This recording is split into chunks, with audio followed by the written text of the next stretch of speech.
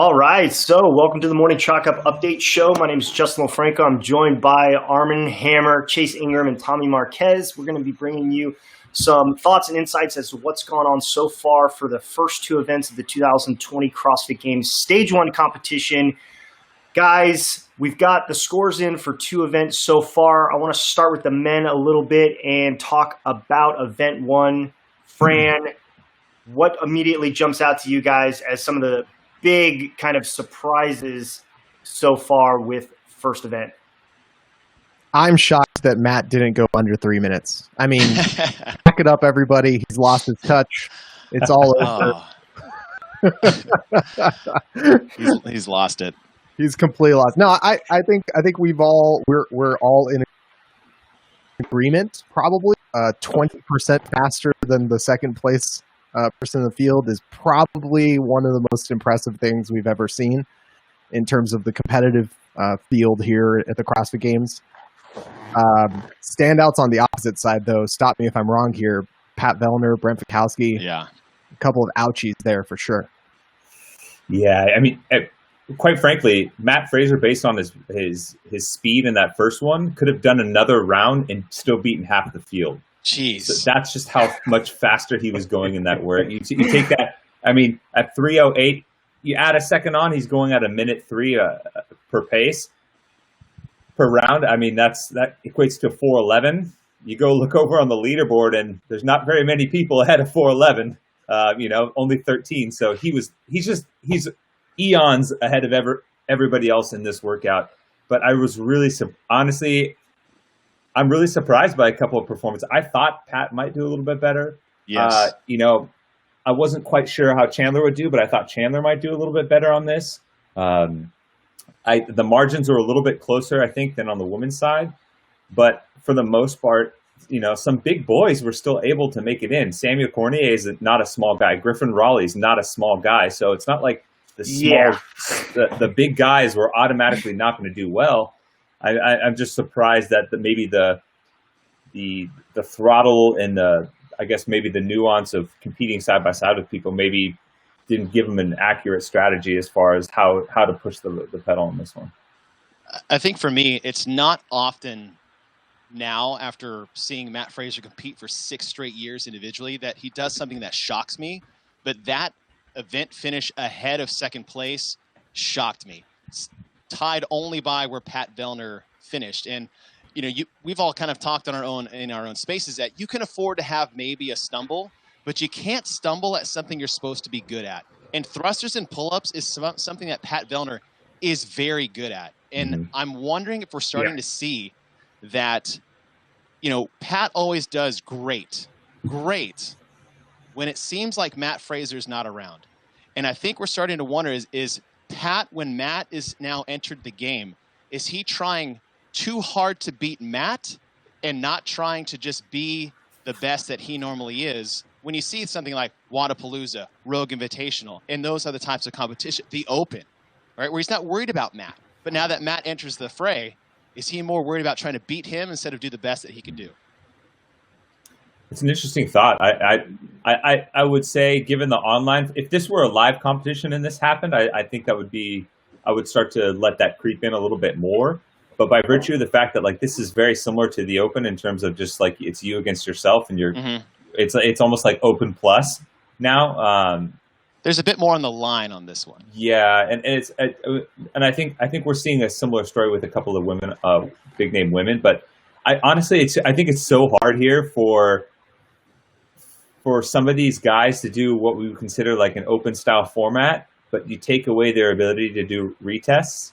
I think we're still kind of in this non-optimized circumstance for some of these athletes where they just some of them just haven't figured out what's going to be my best first crack at this when I can't look left and right and see where my other guys are. I think we even see that more coming up with some of the other workouts that have some movements that have tendency to go out the window very quickly. But it's funny. Maybe Pat's turning into more of a gamer as well, but I'm just surprised by that finish. Yeah. The positive surprise, though, I think for me is seeing Jeff Adler in 5th. I mean, the guy Yeah. He almost won the Open worldwide. He beat Pat in Canada, which kind of goes to show what happens when you have a smaller field competing against each other versus the worldwide field competing against each other. But, the fact that he didn't get a chance to redo Open workouts over and over again in this environment, or redo the Games workouts over and over again, he got one shot. He got 6th and 7th. That's pretty good. 5th overall. I wouldn't have said that these were going to be his weakest performances over the weekend, but I certainly am surprised to see him comfortably sitting in the top 5 right off the bat. Yeah. I was just saying, go ahead. Yeah, so Adler's a great pick to kind of talk about a little bit, because he's one of, like, from an Olympic weightlifting standpoint, outside of Griffin Raleigh, he is an extremely strong weightlifter. And so I don't think that he's a guy that's going to have a problem moving that weight at 115-pound thrusters. And he, has a little bit shorter range of motion. I mean, he's 5'5", 5'6", about the same height as Matt Fraser. And Adler? So I see that as, like, ultimately Adler. Is he a little shorter? 5'9", boy. 5'9". He's a tall guy. He's okay, whatever. He's massive by he's Shaquille O'Neal by CrossFit standards. Okay. So I'm still a good several. You might as well be I'm 9 like feet one tall. hand taller than he is. So That's funny. So but I can't. We can't. I'm going to flash the leaderboard up on here, because if anybody who hasn't quite seen what the event 1 results are, there is a name on here that I think hasn't really been talked about a lot yet, and that's Jacob Hepner. And, he is a classic workhorse athlete. He's known well for kind of having done just these really crazy workouts, right? And he's a guy that, honestly, I feel like I consider him a top 5 athlete worldwide. He's proven that in the Games. He's proven that in the Open. Over the course of his career, but we didn't really talk about him kind of leading up into the CrossFit Games. I think he's a guy that maybe we've overlooked a little bit.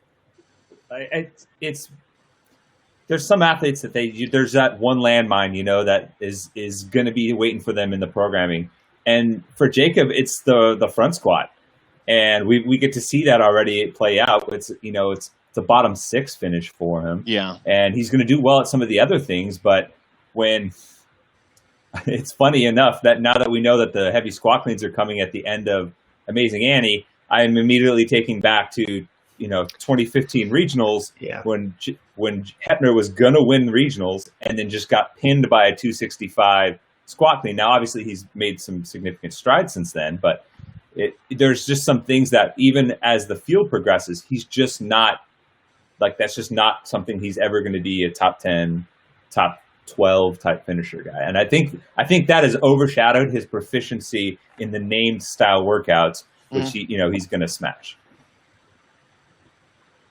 Yeah, good point. All right, so let's go over to event 2 a little bit, take a look at some of the results for what happened here. Griffin Raleigh, Tommy, this is a guy that you and I were hanging out with and introduced for the first time at the Norwegian CrossFit Championship, where we were both there covering that sanctional. He won that sanctional. We saw him do really amazing things with the barbell. Had no problem moving the thrusters, the heavy thrusters at the final workout. No problem in the clean front squat complex. No one was even close to him. And apparently it's been warranted that we've been keeping our eyes on him, because at a 490-pound front squat, and I think it's clear the barbell is not an issue. A 20th place finish in event 1, but an event win in 2 ultimately lands this guy in 3rd place. That I don't think anybody was expecting. Yeah, it's. I mean, I was sending messages out to people, and I was even texting some of the producers of the show that CrossFit was putting on. I was like, "Listen, you got to watch Griffin Raleigh," and I'm sending people that videos of him cleaning 405 at the end of a Metcon and making it look like 135. And I'm not surprised, but I am a little surprised. Now that I think about it, this might have been his best day. He is the thrusters, we saw him move them well in the finale for Norway. We saw him win that clean complex where you had to hit every single weight on the way up and make like 385 look like a toy. But now it's just, okay, how good is he pressing overhead? How good is his skill set in terms of balancing on his hands? He's a bigger guy. I think he's 5'10", maybe north of 200 pounds. So is he going to be able to move that rower pretty well? Yeah, it's what does his running look like? He's north of 200 pounds. Let me clear. Yeah, there's a couple of question marks. There's a couple of question marks, obviously, that still kind of linger for him. But it doesn't hurt to not take points when you can get them. So I think he had to make hay while the sun shines, I guess. Yeah. Yes, I think today's going to be a good day for him. To get a 20-place finish in the first event, but what he did in the front squat, you're going to see a few guys do that. But to see him in third, with everyone else's missteps, that's why he's in third place at the moment. Are they going to do that for the next 5 events? I don't know. But if he wants to have a shot to make the top 5, he's going to have to maximize what's going to happen today. Because we aren't sure how the endurance is going to hold up in Nasty Nancy. We know the overhead squat's not going to be an issue at 185. The dude snatches over 300 pounds. But that wild card, I think everyone's really not – we have no context for is that handstand hold. Because all it takes is just having no experience with that for you to get easily last place. But we don't know what that's going to be. So you got to get points where you can get them. The rest of this day will be one. We'll see how his handstand push-ups are. And then obviously that last event will be one I could see him actually winning, if his stamina holds up for the next 5 events. I was going to say standout for me in the front squat is Justin Medeiros. I mean, Medeiros is not a large guy. He's actually probably on the lighter side. I think he's probably one of the lighter athletes. Scott Tetlow is probably one of the lighter athletes. But Medeiros getting third place with a 437-pound front squat after a 10th place finish on Friendly Fran is a pretty solid performance, and I think it speaks to shoring up apparently what you would expect a smaller guy wouldn't do as well in with the front squat. Like you'd expect someone to tank that if they're a smaller athlete, but Medeiros with a third place finish in that, putting himself in the top 5, 4th overall after this first block of events is I think it speaks well to him, because this next block of events, the Diane is probably going to be a little bit in his wheelhouse since he's a smaller guy and he's got that CrossFit strength. And the row is maybe going to be a position where he needs to, ensure he doesn't bonk too hard. But where else is he gonna fall apart today? I mean, this could be a really good day for him. And you have to look forward to Nancy too. I mean, he's got a wicked engine. He's I'll say he's a lifelong wrestler, and he grew up in Modesto, about 2 hours away from me. And to be a wrestler from Modesto, that tells you you are a corn-fed. You got some grizzled knuckles and thick palms because you've been working hard your whole life.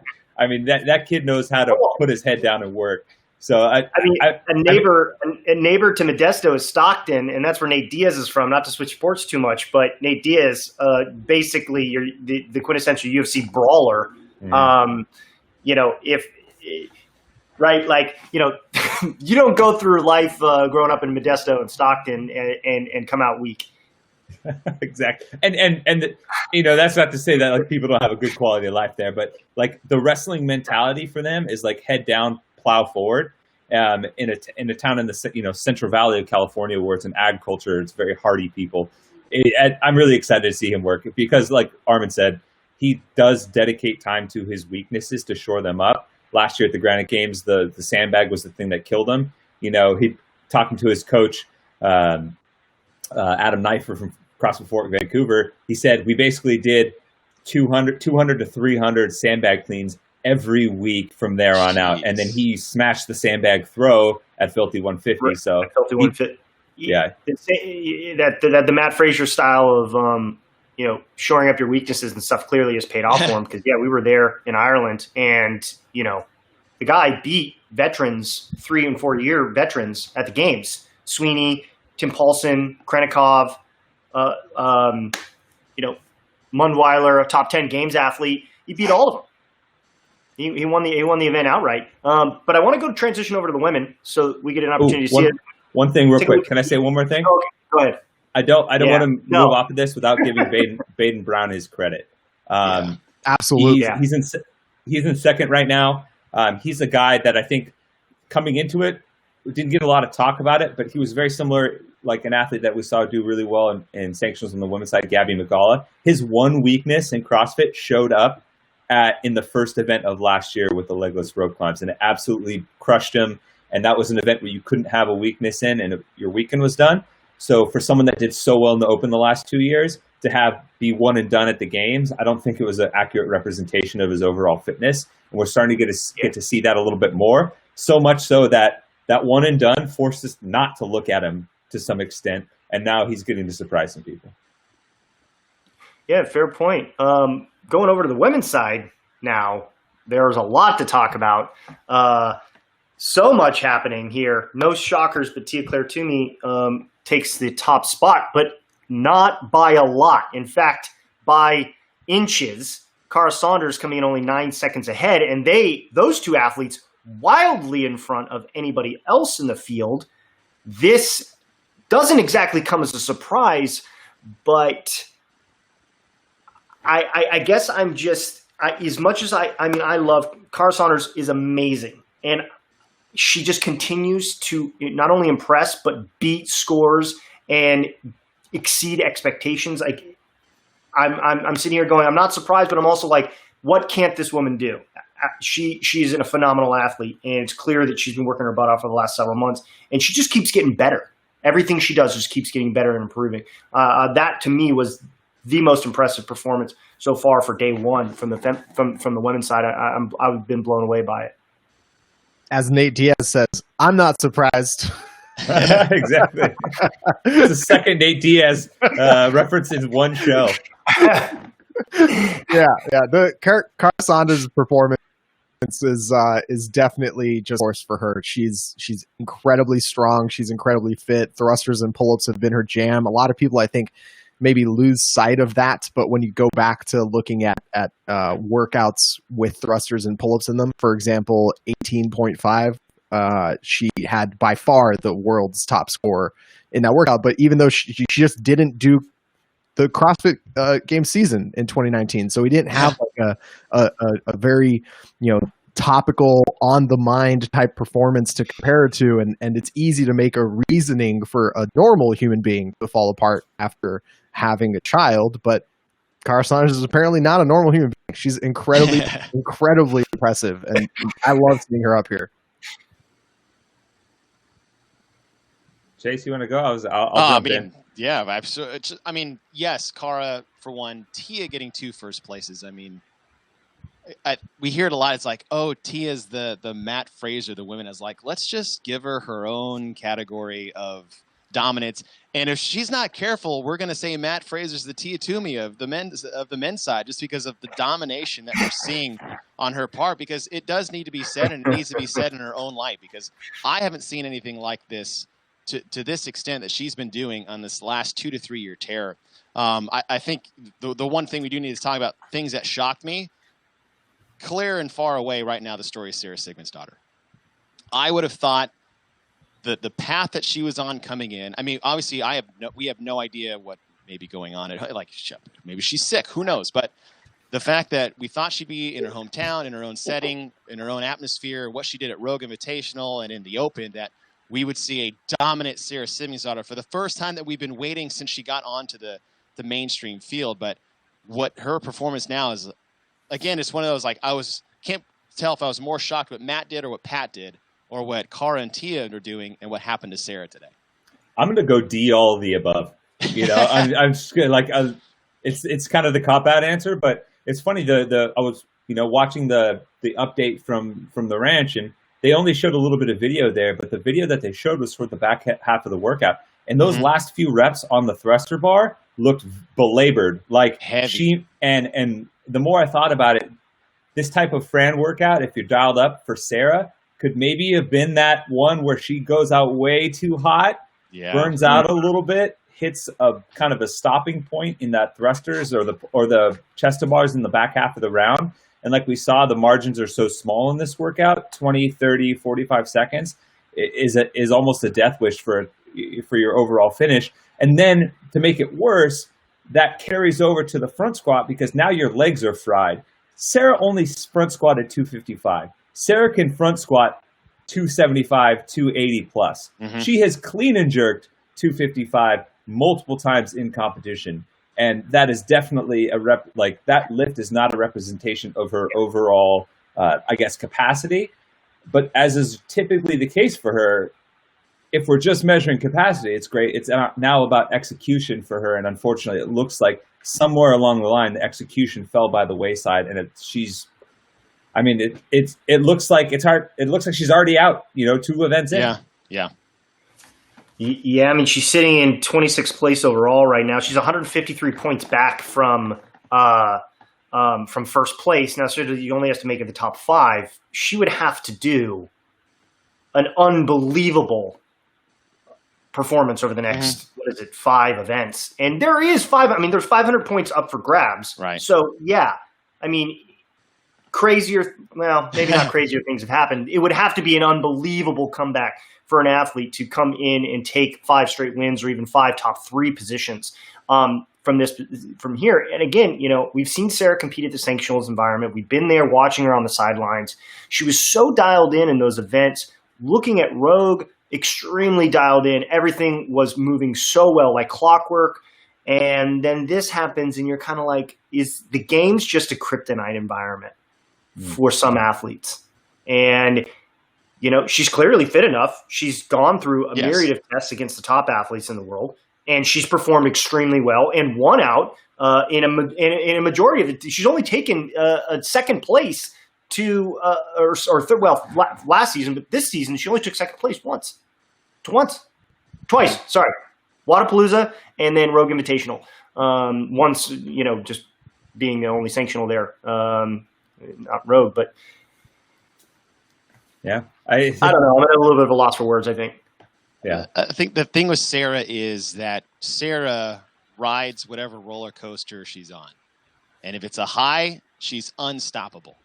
But when there is some type of adversity that wasn't expected, right? You can approach an event. He's like, hey, listen, this is damage control. And if you have a bad event, you can manage that. But when you come into the first event and you did bad, there's no way she finished event 1 and thought maybe I will be okay. By the way that it looks, especially with, to what you were talking about, Tommy, is that if Sarah gets a bad event, and we saw that at the legless last year at the games, like she has a tendency to snowball and get off her own skis a little bit. And I think we're seeing that, especially what happened at the front squat. Like, you don't have a front squat like that because your legs are blown up from a Fran. You have a front squat like that because you've almost already accepted that you blew it.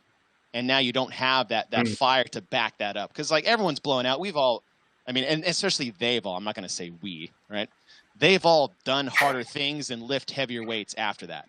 So that 255 to me is a product of fatigue, yes, one. What's going on up here? Yeah, that mental, complete and utter shutdown. Because when you're going for max lifts, you got to have it all dialed in, especially when you're talking about a 1 rep max. And it's interesting to kind of touch that you bring that up, because if you look at some of the bottom, look at the bottom 5 for some of the athletes: Katrin 230, Sam 225, Harriet Roberts 223.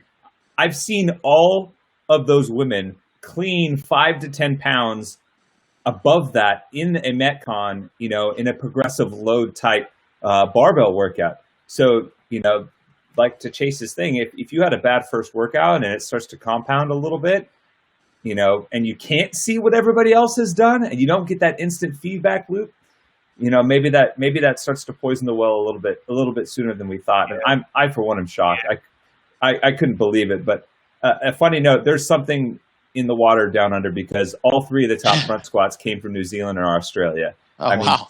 Toomey, Clifton, Cara Saunders, all of them above 290. Let's talk about the front squat here for a second, because we have Ben Smith joining us in a few minutes, and we're going to transition to get into his perspective on a few things. But let's take a look at the event 2 results for the women. Not a lot of surprises here. We've already talked about a couple of the key athletes who Tia Claire Toomey winning her second straight event, 313 pounds, followed by Laura Clifton, again down under, and then Cara Saunders, again down under with 294 pounds. Danny Spiegel taking first place for the Americans with 293. Not a lot of surprises on this list, except I think, and not because I don't think she's strong, but Christy Aramo O'Connell, not one of the larger athletes. She is smaller, not only, but she, regularly squats over 300 pounds, at least from her back squat. I think, that puts her in a very strong position because she had two really top finishes there. And so she rounded out, I think she's in the top 5 now overall on the leaderboard. Yeah, she's cool. Yeah. But, I was actually going to bring her up. I wanted to definitely point her out because just like Cara Saunders, Christy O'Connell took the 2019 season out of the individual competition. She competed on a team, but she was not on an individual competition, so we didn't see her on the floor. And when she came back to compete in 2020, I think people probably just assumed that she wouldn't necessarily be able to perform at the level that she was performing before, and then compounded with the fact that in this format of an online stage of the CrossFit Games, her strengths aren't even showing up. She is long distance, get wet, get winded while running, get on a bike. That's her strengths. That's what she prefers to do. Like I interviewed her and she had like 3 different road bikes in the couch behind her while we were talking about these events. And when you look at something like that not showing up in the online stage of the CrossFit Games, it would make sense to kind of say, all right, well, her strengths aren't going to be there. But it turns out she's also one of the best in the world at thrusters and pull-ups. And a lot of people don't remember that in 2018, she had a top 10 back squat in the total. It's definitely there. These are the types of performances that if you just know where to look, you expect it, even with a little bit of time off from the competitive scene. Yeah, I think it was 2016, her first qualification year, the final workout, with the thrusters, she absolutely smoked, and that was like the thrusters and upper body pulling. She's done a ton of rock climbing, is like one of those sneaky ones where she can just absolutely light it up, and it's. I was shocked at how well she front squats too. That's certainly impressive. There's a couple of women that have shown up and been surprising. Molina Rodriguez in 6th, just a few points behind.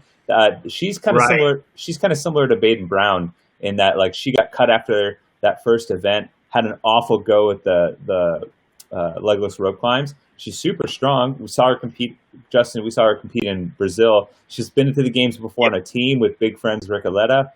She's got some competition experience, and I think, first cut last year maybe hid some talent that we aren't getting to see until now, and I think Molina is definitely one of those athletes.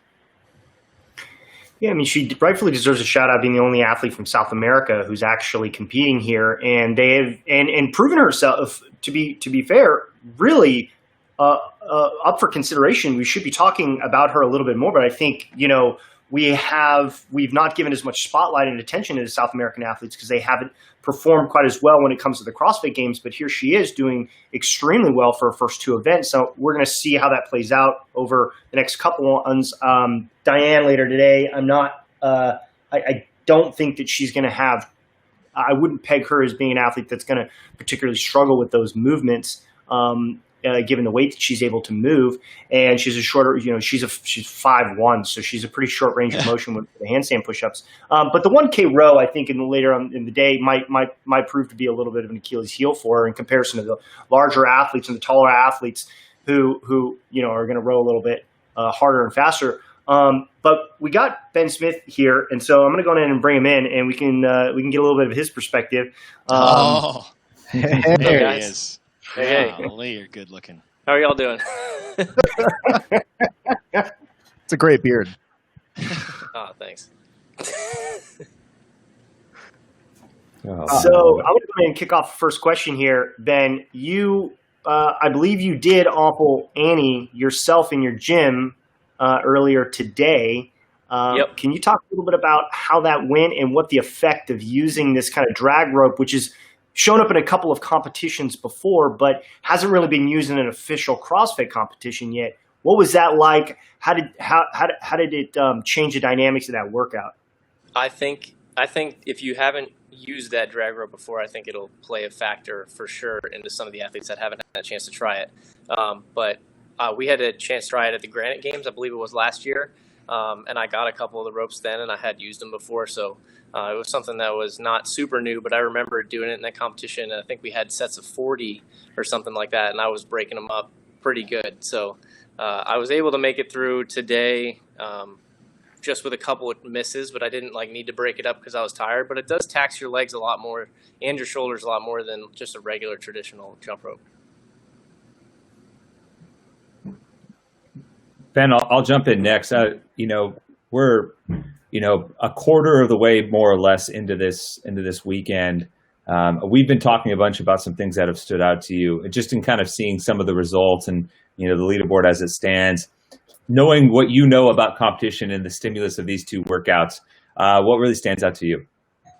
The two that have gone, I like the tests. I think they're pretty good tests, especially for kind of the situation and kind of what's going on. But after day one, I think it's kind of cool seeing some of the younger athletes come in and do well and be in that top 5 and in the mix. I don't think we've seen any of the younger athletes really break through there or make their way into the competition in the last few years. So I think it's kind of cool having it play out like that, at least on the men's side. I haven't checked out the women's side. Yeah, Chase, why don't you go take the next one? Oh, man. My turn? Hey, Ben. So when you're looking at, so we have 2 more events left to go. This damn Diane obviously is one of my favorite events because it has all my strengths in it. With that heavy deadlift, how do you feel? They just finished the Fran and the front squat. The legs coming in to a heavier deadlifted event, and then that midline with those deficit handstand push-ups. Are you going to feel that a little bit more coming into an event like this after what the first 2 were, since they were so leg heavy? Yeah, personally, I would be feeling it by then.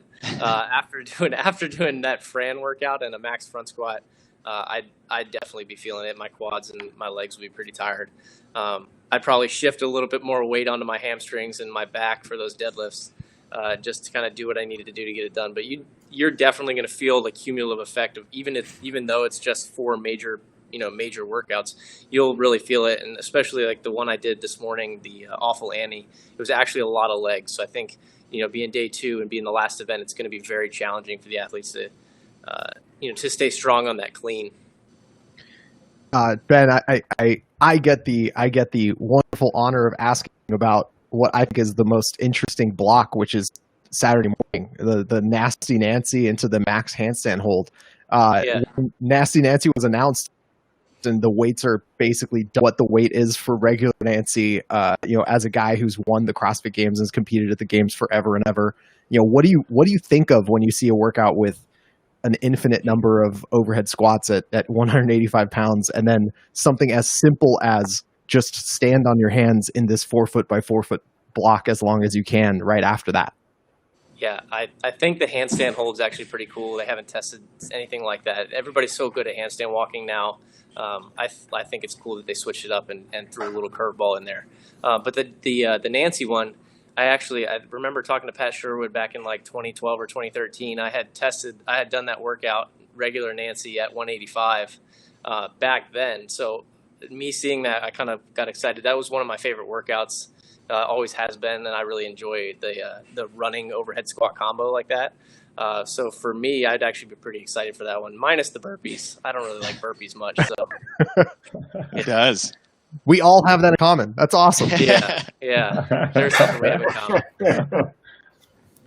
Oh man, Ben, I'm going to take a stab. Go for it. Go ahead, Tommy. I was going to say, you mentioned that you'd be feeling it a little bit, and from after that first kind of round, I'm just kind of curious, from an athlete perspective, what are some of the recovery things that you're doing in between these events to kind of make sure that you kind of rest and reload as best as possible with this kind of split session, which a lot of people, I feel like a lot of athletes do already? Yeah, I think definitely most games athletes are training multiple times a day, so they're kind of used to it. And I think that they have their routine that they'll go home, they'll get their food, or they'll get their food or some type of recovery right after the workout as soon as they can, and then they'll rest, get home, put their feet up a little bit, chill, and then give themselves like a little bit of decompression time, and then a little bit of mental prep time before they start their second session. So just making sure you're getting food, getting like quick carbohydrates, quick sugars, things that you need for that next event. So just like every athlete has their routine, and I think that doing the 2 sessions like that will probably feel pretty comfortable for most of the athletes. They'll be used to it. They should be. I'm kind of curious, going a little bit off of the games format that we have this weekend. I've been noticing a lot of the videos you've been posting recently and talking about. And I think I remember seeing something you posted that said Mike Bergener said that I need to get stronger. And you've always been noted as one of the stronger athletes in the field, especially with your Olympic weightlifting. But it looks like you've been taking a really concerted effort into getting stronger and moving considerably heavier weights, at least that I've been seeing recently. And I know you had an injury on your knee last year that you're recovering from a little bit in the last season. But what's kind of been your training goal that you've been going at recently, and how's it going so far? Yeah, so I think for me, strength has always been like one of my high points. Like I was always good at that. And I think the last few years I've neglected that a little bit purposefully to try to build up a little bit more capacity in some other areas. And I think it really hurt me overall. So I'd like to get back to where I was, I'd like to get back to those numbers that I was at, 2016, 2017 back there, and be able to kind of push past those and make some progress, just because I feel like if you're a CrossFit athlete and you're stronger, you have a higher potential there to perform better in workouts. Like even like you saw, who was it that front squatted 490?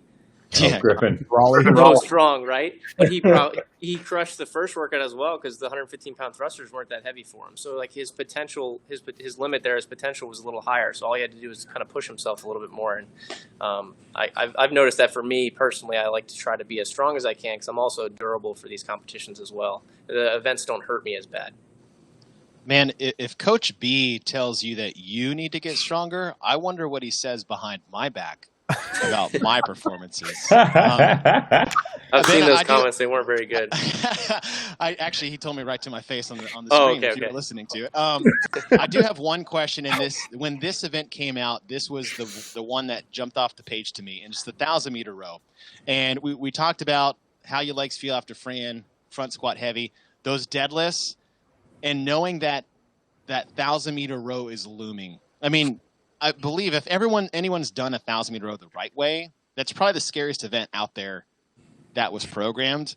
Approaching that, is that in the back of your head, like for events 1, 2, and 3? And what is that approach like going into that final event for today for you? That would be the one that I would look forward to the least out of all of these tests. But right? You think about it too much. Yeah, that. Uh-oh.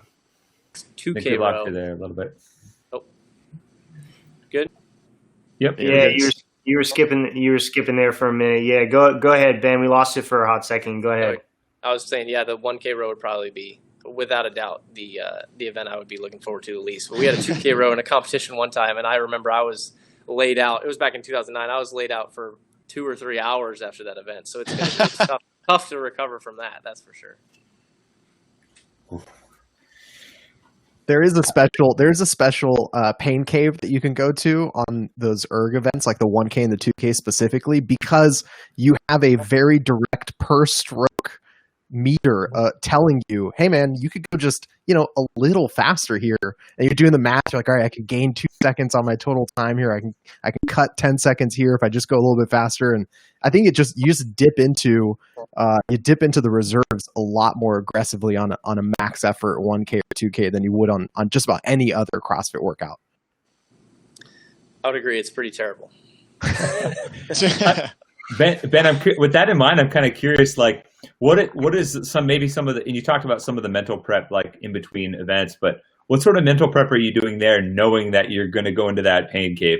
I think everyone kind of has their own process a little bit, but I mean, my mental prep is, crying while the shower's running over me as I'm in the fetal position. But that's just, trade secrets, So I'm curious. How do you how do you actually gear up for something that is going to be like gas pedal down the whole time?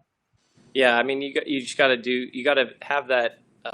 You just got to have that mental approach, like you're just trying to get out there and get after it. Like if you're thinking, hey, I'm going to try to cut a second here, a second there, I think you don't want to be too cerebral about it.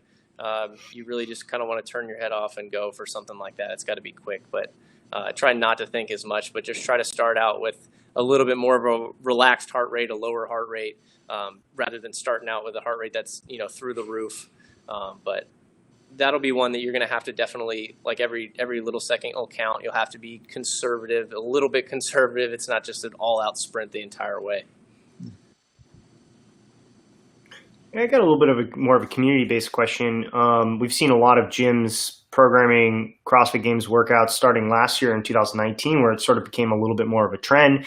Armen and I went head-to-head, and we did it in our places of fitness. I did a Red Wolf CrossFit. He did it in his garage. We enjoyed that, and that was painful at its absolute best. I know you have your own affiliate down there in Chesapeake, Virginia. Are you guys programming any of the CrossFit Games workouts for the next couple of days? I think next week I'll throw some in there, but they always know. They'll see us, they'll see me, or the group that I train with. We'll be training kind of side to side with them, and they'll know that they're getting that workout next week. Might be a slight variation, but they know it's coming, so they see us laid out on the floor, and they're like, "Oh no, next week's gonna be tough." Fair enough, guys. We got any other questions for Ben while we have him on? I got one last one from me. Ben, your training partner, Adam Klink, 500-pound back squat, sub 5 mile, first guy to do it. Super impressive. Are you going to add your name to that list? Are you going to put that into something to do during this little off season that we got before 2021 kicks off, or what? I'd definitely like to get up to the 500-pound squat, but the mile is something else. I would have to train specifically for that for a while. Yeah, Adam's just a freak athlete. So, he had hit a 5-minute mile before back in, I think it was high school or college. So, he knew he was capable of it. I don't think I've ever even come close to a 5-minute mile. So that would be on the list of pretty cool feats that maybe I'd like to do someday. But we'll see about this year. I don't. Isn't Dane trying to do it? Yeah, Dane hit a 501 squat, I think, and a 503 mile in the same day. Oh. He was hurting after that mile, so he gave it all. He left everything on. That poor guy. So close. But yeah, it was just crazy how, Adam being 220 and Dane being 170 or whatever he was, they both were like right. Adam did That's it, really and cool. Dane was right there. So it was pretty cool having them go after it. That was fun to watch both of them, complete and compete after that. Epic. Did you pull the whole brother move where you looked at the clock and you went, nope? That'd be mean. That'd be too mean. Too much blood, sweat, and tears into that. Right. Just right up in the face. So close. Yeah. Every second counts. Oh man. Oh man, that's rough. That's super impressive though, even 3 seconds out from doing that. And it's interesting that the body types are very different. Like you said, 220 pounds, Adam Klink, like moving 500 pounds for that guy. But then also on the flip side is running a sub 5 at 220 is not the same thing as running a sub 5 when you're 170, 175. And I know I've crested over that 200 pound mark. Welcome to the club. Since COVID began. The water is fine in the club right now.